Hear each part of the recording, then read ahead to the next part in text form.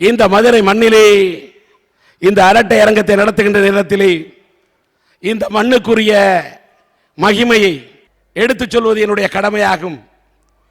இந்த நாட்டிலே இன்றைக்கு நாம் சுதந்திர காற்றை சுவாசித்துக் கொண்டிருக்கிறோம் என்று சொன்னால் அதற்கு காரணம் யார்?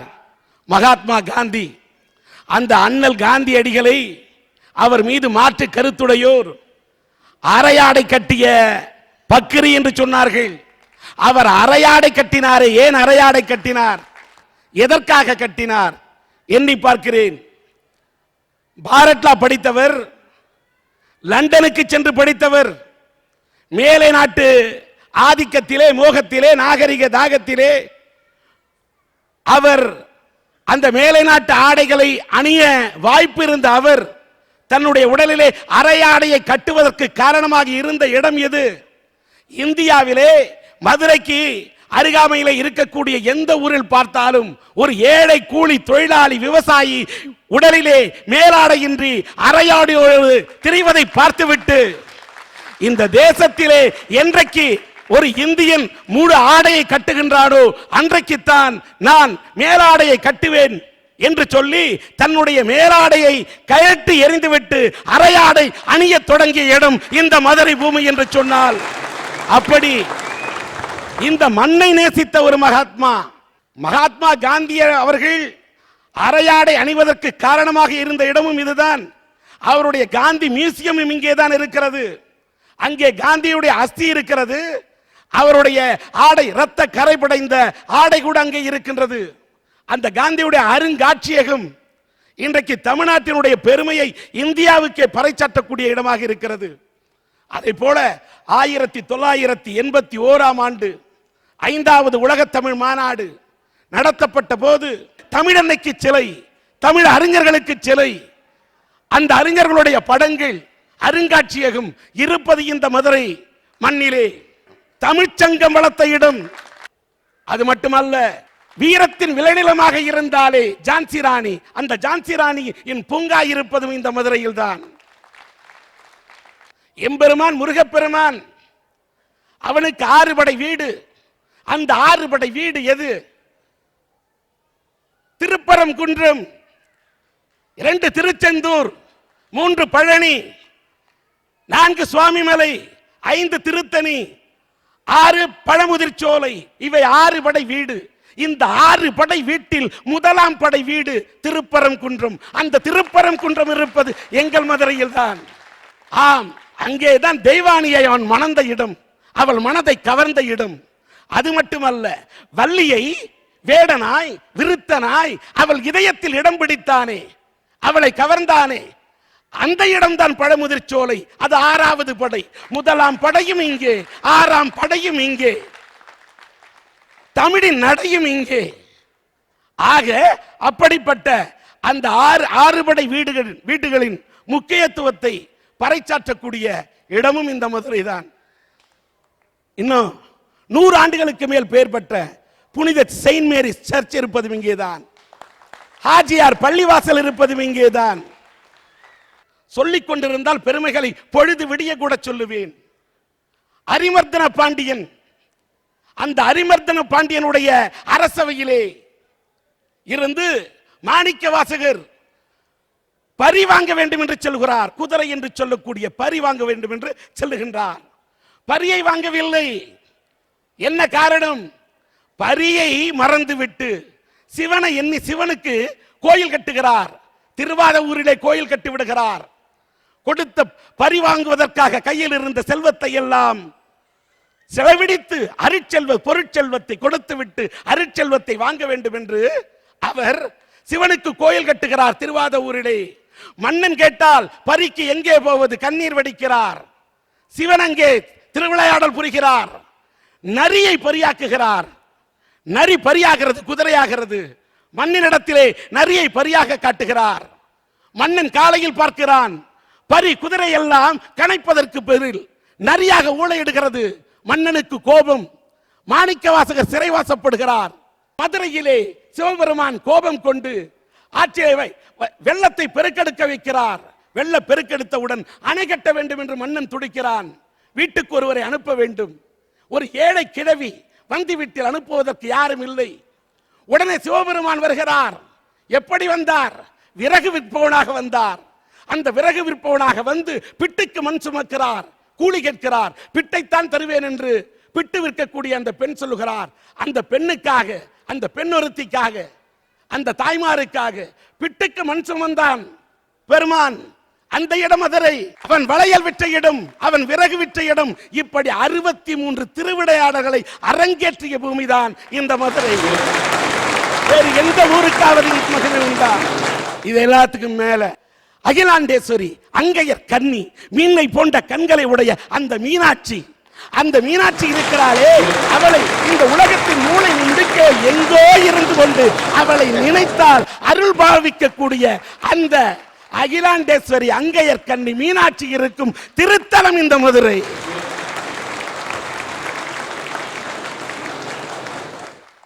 அவள் யார்? சொக்கநாதன் பொண்டாட்டி. அவள் சீராட்டி பாராட்டி நம்மை எல்லாம் ஆளாக்கக்கூடிய சீமாட்டி பெருமாட்டி அந்த மீனாட்சி. வாசம் இல்லா மலருது வசந்தத்தை தேடுது, வைகை இல்லா மதுரை இது மீனாட்சியை தேடுது என்று ஒரு கவிஞன் பாடினாலே. வைகை இல்லாத மதுரையை அந்த மீனாட்சி விரும்ப மாட்டாள். அந்த மீனாட்சி திருத்தலத்திலே பொற்றாமரை குளம். அந்த பொற்றாமரை குளத்தில் மீன்களே இல்லை. காரணம், அவள் கண்களே மீன்கள்.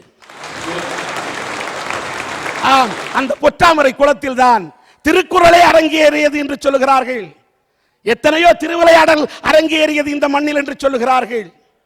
அது மட்டுமல்ல, குலசேகர பாண்டியனுடைய காலத்தால் இந்த மதுரை மீனாட்சி கோயில் கட்டப்படுகிறது. பிறகு 16ஆம் நூற்றாண்டிலிருந்து 18ஆம் நூற்றாண்டு வரை நாயக்கர் மன்னர்களால் இந்த மதுரை மீனாட்சி அம்மன் கோவில் போற்றி வளர்க்கப்பட்டிருக்கிறது. இது சாதாரண திருத்தலமா? இதன் கோபுரத்தை பாருங்கள், அதில் இருக்கும் கலைநயத்தை பாருங்கள். உலக அதிசயங்கள் 7. அந்த உலக அதிசயத்தில் இடம்பெறக்கூடிய அளவுக்கு தகுதி பெற்ற இடம் மதுரை மீனாட்சி அம்மன் ஆலயம். இன்றைக்கு 8வது அதிசயம் இல்லை, ஆனால் அந்த 8வது அதிசயம் என்ற இடத்தை எட்டி பார்த்தது எங்களுடைய மதுரை மீனாட்சி அம்மன் ஆலயம். இப்படி இந்த மதுரை மண்ணுக்கு எத்தனை வரலாறு பாருங்கள். சங்கத்தமிழ், தங்கத்தமிழ், எங்கத்தமிழ், சிங்கத்தமிழ். அந்த தமிழை நான் நேசிக்கிறேன், சுவாசிக்கிறேன் என்ற காரணத்தால் அந்த தமிழ் வளத்தை இந்த மண்ணிலே இந்த அரட்டை அரங்கத்தை நடத்துவதின் பெருமையாக கருதுகிறேன் என்று சொல்லி இந்த சங்கம் வளர்த்த இந்த தமிழ் மண்ணை தொட்டு வணங்கி இந்த அரட்டை அரங்கத்தை தொடங்குகிறேன்.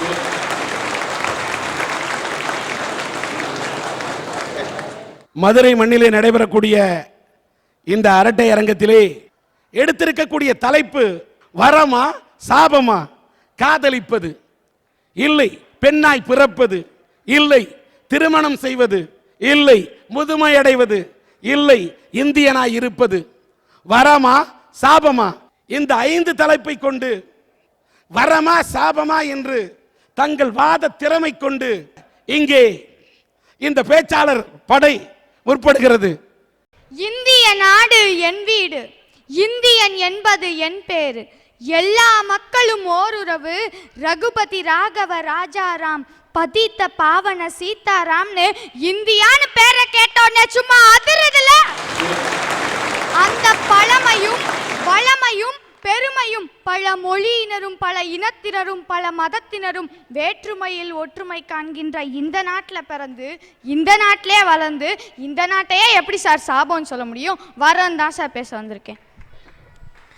ஐயா, உலகிற்கே ஒளியை கொடுத்தவன் தாமஸ் ஆல்வா எடிசன்கிற ஒரு அமெரிக்கர். ஆனா நம்ம நாட்டில் பிறந்த சுவாமி விவேகானந்தர் அமெரிக்கால சிக்காகோ மாநாட்டில் சகோதர சகோதரி என்னாரு.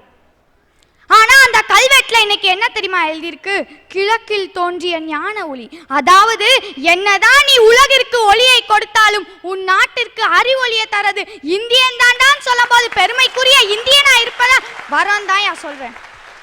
ஐயா, G5 நாடுகள்னு இருக்கியா? அந்த நாடுகள் என்ன சொல்லுதுன்னா, இந்தியர்களின் ஆலோசனை இல்லாம எடுக்கப்படும் முடிவுகள் எல்லாம் சரியா இருக்காதுன்னு சொல்லுது. அப்ப அந்த இந்தியா தான் அந்த விவாதத்துடைய தலைமையா இருக்கும் போது அந்த இந்தியனா இருப்பதை வரோம் தான் சொல்றேன்.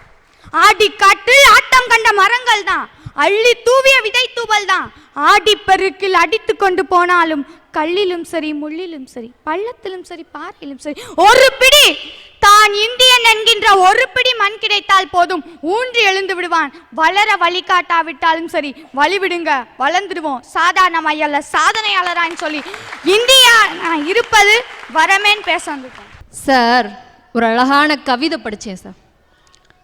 வரங்களே சாபங்கள் என்றால் இங்கே தவங்கள் எதற்காக?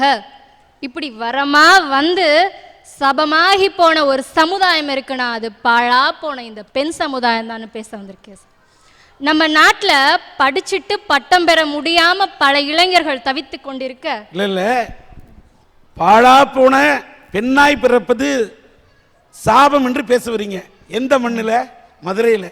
சொக்கநாதருக்கு, அதாவது சிவனுக்கு மரியாதையா இல்லை, அதாவது சக்திக்கு மரியாதையா என்றால் சக்திக்கு மரியாதை என்பதை உலகத்துக்கே பறைசாற்றக்கூடிய மீனாட்சி இருக்கக்கூடிய, அவருடைய அரசாட்சி இருக்கக்கூடிய இந்த மண்ணிலே பெண்ணாக பிறப்பது பாவம், பெண்ணாக பிறந்தது சாபம் என்று சொன்னால் மீனாட்சிக்கு வராதா கோபம்? நம்ம நாட்டில் படிச்சுட்டும் பட்டம் பெற முடியாம பல இளைஞர்கள் தவிச்சுக்கிட்டு இருக்க, பெண்களுக்கு மட்டும் நம்மளுடைய சமுதாயம் வாரி வாரி பல பட்டங்களை கொடுத்துக்கிட்டு இருக்கு.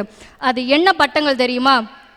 அழுதா சாகசக்காரி, அழாவிட்டால் அழுத்தக்காரி, சிரிச்சா சிங்காரி, சிரிக்காவிட்டால் சிடுமூஞ்சி, காதலனை கைப்பிடித்தால் ஓடுகாளி, கட்டிய கணவன் கைவிட்டால் வாளா வெட்டி, குழந்தை இல்லை என்றால் மலடி, கணவன் இல்லை என்றால் விதவை, திருமணமே ஆகவில்லை என்றால் முதிர்கண்ணி. இத்தனை அற்புதமான பட்டங்களை பெறுவதற்காகவா சார் நாங்கள் பெண்ணாக பிறக்க தவம் செய்திருக்கணும்? ஐயா, ஒரு நிமிஷம். ஒரு பொண்ணு வீட்டில் முதல்ல பிறந்துட்டான்னா, இல்லை ஒரு வீட்டுக்கு விளக்கேற்ற போனான்னா, எங்கள் வீட்டில் மகாலட்சுமியே பிறந்துட்டான்னு சொல்லக்கூடிய மதுரை மண்ணில் பிறந்துட்டு அப்படி பேசப்படாது. மகாலட்சுமின்னு சொல்ற அதே இந்த ஊர் தான் அந்த பெண் விதவையானதுக்கு அப்புறம் மூலி அலங்காரின்னு கூட சொல்றாங்க. எங்களை நீங்க மகாலட்சுமின்னு சொல்ல வேணாம், மூலி அலங்காரின்னு சொல்ல வேணாம், மனுஷியா பாருங்க தான் நான் சொல்லிக்கிட்டு இருக்கேன். ஒரு நிமிஷம். நம்முடைய முதலமைச்சர் கூட ஏதோ ரெண்டு பொண்ணுங்க பேசிக்கிட்டு இருந்தா, அதுங்க பேசுது, ஏதோ அதுகளுக்கு வயசு, நீயோ பெருசு, உங்களுக்கு என்னையா வேணும்? இந்த நாட்டில் ரெண்டு பெண்கள் பேசினாதான் ஆபத்தே.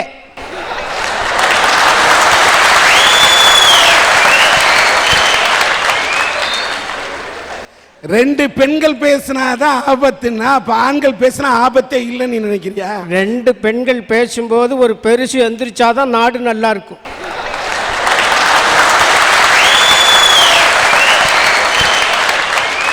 நம்முடைய முதலமைச்சர் ஒரு பட்டிமன்றத்தில் கலந்துக்கும் போது சொன்னார் சார், ஒரு கவிஞர் பாடும்போது சொன்னார், விதவை என்ற சொல்லுக்கு பொட்டில்லையே என்று வருத்தப்பட்டார்.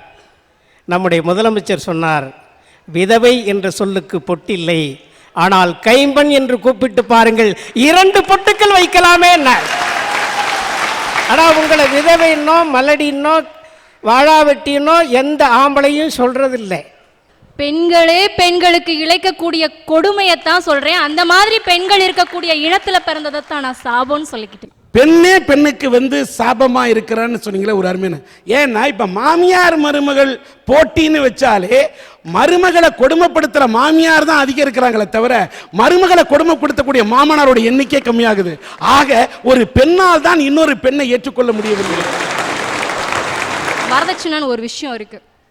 விலை கொடுத்து வாங்கிய மணமகனுக்கே அடிமையாக போகக்கூடிய அவ்வள நிலை இந்த பெண் சமுதாயத்துக்கு தானே சார் இருக்கு. எங்களுடைய சோக துணையா இருக்கிறதெல்லாம் எங்களுடைய ஈர தலையணை மட்டும் தானே சார். இதையும் தாண்டி வரதட்சணைன்ற ஒரு விஷயத்தை கொடுத்து கல்யாணத்துக்கு வரோம்னு வச்சுக்கோங்களேன், அங்க பத்திரிக்கைன்னு ஒரு விஷயம் வரும். கஷ்டப்பட்டு போராடி எதிர்த்து நாங்கள் வாங்கின அந்த படிப்பு அந்த பத்திரிக்கையில் போட மாட்டாங்க. ஏன் தெரியுமா? மாப்பிள்ளை கம்மியாக படிச்சிருப்பார். என்னைக்காவது ஒரு நாளைக்கு பொண்ணு கம்மியாக படிச்சிருக்குன்ட்டு அந்த மாப்பிள்ளை தன்னுடைய படிப்பை போடாம இருந்திருக்காங்களா? இல்ல. காரணம் என்ன தெரியுமா? மாப்பிள்ளை படிச்ச படிப்பு கம்மி, அவர் ஆக்கிடக்கூடாது டம்மி அப்படி நீங்க சொல்லி தரது உங்க மம்மி. அதனாலதான் இப்ப ஆம்பளைங்க தலையில இப்படி அரைக்க கூடாது அம்மி, அப்படி போடக்கூடாதுன்னு சொல்றது ஒரு பெண்ணா இருக்கிறனால பெண் சமுதாயம் சாபம்னு சொல்ல. இப்போ கல்யாணம் முடிஞ்சதுக்கு அப்புறம் பார்த்தோம்னா அந்த மாப்பிள்ளை சொல்லுவாரு, இது உங்க பொண்ணு கிடையாது, இனிமேல் என்னோட மனைவி. அந்த பொண்ணு வீட்டுக்காரங்க கிட்ட சொல்லுவாங்க, இது உங்க பொண்ணு கிடையாது, இனிமேல் என்னோட மனைவின்னு. அந்த குடும்பமே சந்தோஷப்படும், எவ்வளோ அழகான நம்மளுக்கு மாப்பிள்ளை கிடைச்சிருக்காருன்னு. ஆனா அதே அந்த பொண்ணு சொல்லட்டும், இனிமேல் இது உங்க மகன் கிடையாது, என்னுடைய கணவர் அப்படின்னு சொல்லட்டும். அந்த இடத்துல அந்த பெண்ணுக்கு நடக்கக்கூடிய விஷயமே வேற. அதனாலதான் நான் பெண்ணா பிறந்தது சாபம்னு சொல்லிக்கிட்டு இருக்கிறேன். ஒரு நிமிஷம். ஒரு பையன் வந்து இந்த பொண்ணு உங்கள் பொண்ணு இல்லை, இனிமேல் என் பொண்ணுன்னு சொன்னார்னு சொன்னது ரொம்ப மகிழ்ச்சி. ஆனால் என் கல்யாணத்தில் என் பொண்டாட்டியை என்னோடு அனுப்பும்போது என் மாமனார் கொய்ய முறைன்னு கத்துறார், அழுகுறார். அழாதீங்க மாமா, வெங்காயம் உரிக்கும் போது கூட நான் என் பொண்டாட்டியை அழவிட மாட்டேன், ஏன்னா நானே வெங்காயத்தை நறுக்கி கொடுத்துட்றேன். அழாதீங்க மாமா, அழாதீங்க மாமான்னு கர்ச்சீப்பில் முகத்தை தொடச்சி விட்றேன். அவர் சொல்கிறாரு, அட போக்கத்தை பயல, உனக்காக நான் அழுவலடா, என் பொண்ணை வச்சு எப்படித்தான் வாழ்க்கை நடத்த போறியோன்னு அழுவலட்டான். பெண் சாபமா முகத்திலேயே தெரியுது கலை. ஆனால் என் வீட்டுக்காரி ஒரு தியாகி சார்.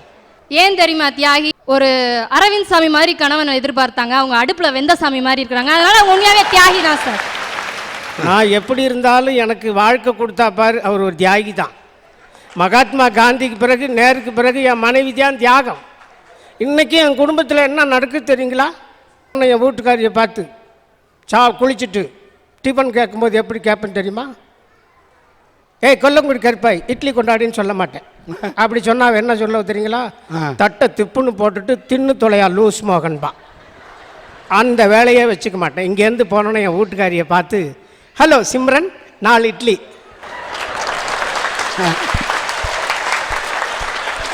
அவ 8 இட்லியை கொண்டாந்து வச்சுட்டு டேக் இட் விசால். என்ன இதெல்லாம் வந்துருவாருங்க, விசாலி கேட்டா தூக்கு மாட்டி செத்து போயிடுவாரு. இதெல்லாம் வந்து குடும்பத்தில் கிவ் அண்ட் டேக் பாலிசிமா, கிவ் அண்ட் டேக் பாலிசி. நீர் விஷாலை கூட்டு உன் தோல்ல போட சொல்ற ஒரு ஷாலு. சார், என்னை பார்த்தா எப்படி ஃபிகரா இருக்கு? சப்ப ஃபிகரா இருக்கா, இல்லை பார்க்க சுமாரா இருக்கா, இல்லை அழகை விட அழகா இருக்கணா? இந்த கேள்வி எல்லாம் என்கிட்ட கேட்கவே கூடாது. சரி விடுங்க, இந்த தம்பி எந்திரிச்சிட்டான். பார்த்தா சப்ப ஃபிகர் மாதிரி தான் சார் இருக்குது. ரொம்ப தேங்க்ஸ் தம்பி. இதெல்லாம் நல்ல மார்க் போட்டுற பார்ட்டி. இப்படிப்பட்ட சப்ப ஃபிகரை கூட ஒருத்தர் லவ் பண்ணா பார்த்தீங்களா? அதனால தான் சார் சொல்றேன், காதல் ஒரு வரோன்னு. அதுக்கு என்ன தெரியுமா காரணம்? காதலுக்கு கண்ணில்லை என்று சொன்னானே, காதலிக்க பெண் இல்லை என்று சொல்லலாம், ஆனால் காதலுக்கு கண் இல்லை. ஐயா, காதலுக்கு ஒரு அர்த்தம் சொல்றேன் கேளுங்க. காலம் ஃபுல்லா உனக்காக காத்திருப்பேன். என்ன கஷ்டம் வந்தாலும் உன்னை தாங்கி பிடிச்சுக்கிறேன். இல் வாழ்க்கையில என்னைக்குமே உங்களை இஷ்டப்பட்டு வாழ்வேன். அதுதான் சார் அர்த்தம். ஏதோ பொண்ணுங்க சமாச்சாரம் ஐயா. பொண்ணுங்க சமாச்சாரத்தில் நாங்கள் கலக்கலைன்னா அது இன்ட்ரெஸ்டாகவே இருக்காது. நானும் காதலிச்சேன் சார். கல்யாணத்துக்கு முன்னால நான் காதலிச்சது யாரு தெரியுங்களா? யார? கரூர்லேருந்து கோலமாவு விற்க வந்த பொண்ணை. எப்படி எங்கள் காதல் ஸ்டார்ட் ஆச்சுன்னா, எங்கள் தெருவில் நுழையும் போதே கோலமாவு கூடையே நான் தான் முதல்ல இறக்கி வைப்பேன். நீங்கள் இறக்குனாதாங்க போனி ஆகுதுன்னு சொல்லி காதல் ஸ்டார்ட் ஆயிடுச்சு. 6 மாதம் கழித்து பார்த்தா சீசன் முடிஞ்சு போச்சு, டாட்டா பை பைன்னு அன்னைக்கு போனவ தான் வரவே இல்லை. அப்புறம் நான் மைக்கை எடுத்துக்கிட்டு, மரணம் என்னும் தூது வந்தது, அது மங்கை என்னும் வடிவில் வந்தது, சொர்க்கமாக நான் நினைத்தது இன்று நரகமாக மாறிவிட்டது, யாருக்காக?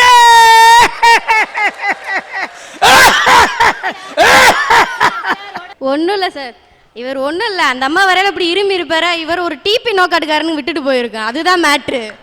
காதலுக்கு ஒரு உதாரணம், பலாப்பழத்தை எடுத்துக்கோங்க. பலாப்பழம் சுற்றியும் முள்ளா இருக்கும், ஆனா ரொம்ப உடைக்கிறது கஷ்டம். ஆனா உடைச்சு உள்ள எடுத்து பார்த்தீங்கன்னா எப்படி தெரியுமா இருக்கும்? அந்த பலாப்பழத்தை தேனே வலியும் சார். அது மாதிரி தான் இந்த காதல். கஷ்டம் வந்தாலும் சரி, நஷ்டம் வந்தாலும் சரி, அதை உடைச்சி எடுத்து சாப்பிட்றாங்க பார்த்தீங்களா? அப்படி சாப்பிட்றவங்களுக்கு தான் அந்த காதல் வரும் சார். மதுரை மீனு என்ற இந்த பெண், அவருடைய தந்தை பெயர் செல்வம், திருமயம் அருகே உள்ள பனையப்பட்டி ஊரைச் சேர்ந்த அவரை மேடைக்கு அழைக்கிறேன். மீனு,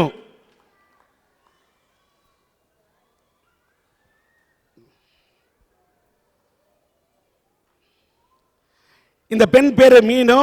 இந்த பெண்ணுக்கு தந்தையார் பெயர் செல்வம். அவர் இன்றைக்கு இல்லை. இருந்தாலும் இந்த பெண்ணை கரையேற்றுவதற்காக அவருடைய தாயார் படாத பாடுபட்டு இவரை +2 வரை படிக்க வைத்திருக்கின்றார். இவர் இன்றைக்கு 1200 மார்க்குக்கு கிட்டத்தட்ட 996 மதிப்பெண்களை பெற்று ஒரு மதிப்புள்ள பெண்ணாக உயர்ந்திருக்கின்றார். அப்படி இந்த மதிப்பெண் பெறுவதற்கு காரணமாக இந்த பெண் இருந்திருக்கின்றார். இன்றைக்கு இந்த பெண் பிஇ படிக்க இவருக்கு ஆசை இருக்கின்றது. ஆனால் குடும்பத்தின் சூழ்நிலை இடம் கொடுக்காத நிலை. இவருடைய கனவை நிறைவேற்ற விருப்பத்தை சன் டிவியினுடைய அரட்டை அரங்கத்திடம் தெரிவித்த காரணத்தால் புதுக்கோட்டையைச் சேர்ந்த செந்தூரான் பொறியியல் தொழில்நுட்ப கல்லூரியின் சேர்மன் திரு எஸ் பைரவன் அவர்கள் இந்த பெண்ணுக்காக, இவர் பிஇ படிப்பதற்காக அந்த அனுமதி பத்திரத்தை அவரிடத்தில் அவர் வழங்குகின்றார்.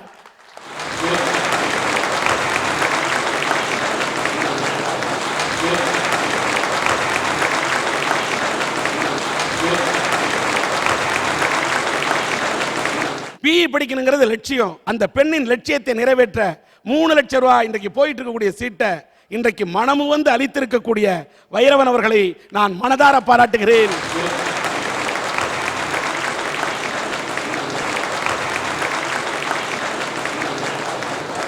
தேவக்கோட்டை அருகே இருக்கக்கூடிய சண்முகநாதப்பட்டினத்தைச் சேர்ந்த மு. சேகன் அவர்களை மேடைக்கு அழைக்கின்றேன்.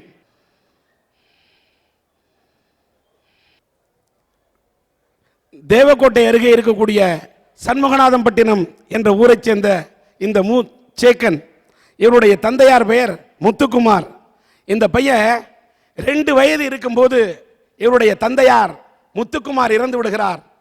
இவர் சினிமா படத்தில் மட்டும்தான் நான் பார்க்க முடியும். இந்த பையன் 2 வயசு பையன். அப்போ அவரோட தாயாரோட வயிற்றுல 6 மாசம் அந்த அம்மா கர்ப்பிணியா இருக்கிறாங்க. வயதுல ஒரு குழந்தை வயிற்றுல இருக்கு. அந்த நேரத்தில் அவருடைய கணவர் இறந்து விடுகிறார். கையில் 2 வயசுல இந்த பையன் கூலி வேலை செஞ்சுதான் இந்த அம்மா பிழைக்கிறாங்க. 2 குழந்தைங்க, கட்டிய கணவன் இல்லை. அதனால் கட்டிட தொழிலாளி ஆக கட்டிடம் கட்டுவதற்கு அவர் செல்கிறார். இந்த நிலையிலே தந்தையாரும் விட்டுவிட்ட காரணத்தால் இந்த பையன் கட்டிட வேலைக்கு இவரும் கூலி வேலை செய்யக்கூடிய தொழிலாளியாக சென்று பணியாற்றி இருக்கிறார்.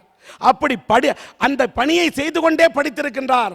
அது மட்டும் இல்ல, காலையில எழுந்திருச்சா பேப்பர் போடுறது, காலையில் எழுந்துச்சா பால் பாக்கெட்டை கொண்டு போடுறது, இப்படிலாம் போட்டு பணியாற்றி +2 வரைக்கும் படிச்சு +2ல 867 மதிப்பெண்கள் பெற்றிருக்கின்றார். இன்னைக்கு ஒரு பணக்கார வீட்டு பையனுக்கு படிக்க வைக்கிறதுக்கு அப்பா அம்மா இருந்து டியூஷன் வச்சா கூட பள்ளிக்கூடம் போக மறுக்கக்கூடிய பிள்ளைகளுக்கு மத்தியிலே ஒரு தந்தை இல்லை என்றாலும் ஒரு தாயினுடைய உணர்வை புரிந்து கொண்டு பேப்பர் போட்டாவது நான் படிப்பேன், கட்டிட வேலை செஞ்சாவது நான் உழைப்பேன், பால் பாக்கெட்டு போட்டாவது என்னுடைய படிப்பறிவை வளர்த்துக் கொள்வேன் என்று இன்றைக்கு +2ல் 867 மதிப்பெண் பெற்ற இவர் எப்படியாவது பட்டப்படிப்பு படிக்க வேண்டும் என்று இவர் விருப்பப்பட்டார். அந்த விருப்பத்தை சன் டிவியினுடைய அரட்டை அரங்கத்திடம் தெரிவித்தவுடன் நாங்கள் மேற்கொண்ட முயற்சியின் காரணமாக இன்றைக்கு SRM பல்கலைக்கழகத்திலே இவருக்கு அந்த பிகாம் சீட்டை இவருக்கு வழங்கி இருக்கின்றார். 3 ஆண்டுகள் சீட்டை கொடுத்ததோடு அல்லாமல் இவர் அங்கே சேர்ந்து தங்கி படிப்பதற்கான அத்தனை செலவும் ஏற்றுக்கொள்கிறார் என்று சொன்னால் கிட்டத்தட்ட 3 ஆண்டு படித்து வருவதற்கு 2 லட்சம் ரூபாய் செலவுள்ள அந்த பிகாம் சீட்டை இன்றைக்கு சன் டிவியினுடைய அரட்டை அரங்கத்தின் மூலம் பச்சமுத்து அவர்கள் வழங்க முன்வந்திருக்கிறார் என்பதை இங்கே தெரிவிப்பதில் நாங்கள் பெருமை அடைகின்றோம். பிகாம் படிப்பதற்கான இவருக்கு அந்த அனுமதி பத்திரம் இங்கே வழங்கப்பட்டிருக்கிறது. இவர் தன்னிடத்தில் ஈழத்தை சார்ந்தவர், என்னிடத்தில் இதயம் இருக்கிறது என்ற அடிப்படையிலே இந்த இவருடைய பாக்கெட் மணியை எடுத்து இதயத்துக்கு அருகிலே பாக்கெட் இருந்தால் போதாது, அந்த பாக்கெட் மணியை எடுத்து இவருடைய முன்னேற்றத்துக்காக, இவருடைய படிப்பு செலவுக்காக சேக்கனுக்கு 3000 ரூபாயை கொடுக்கின்றார். நந்தருக்கும் காரண ரவிக்கும் உங்களுடைய வாழ்த்துக்கள். சவரிமுத்து அருள்தாஸ் நினைவு அறக்கட்டளையின் சார்பாக ரவிச்சந்திரன் அவர்கள் இவருடைய படிப்பு செலவுக்காக 5000 ரூபாயை மனமோந்து அளிக்கின்றார். நீங்களும் உங்க கையில் கொடுங்க.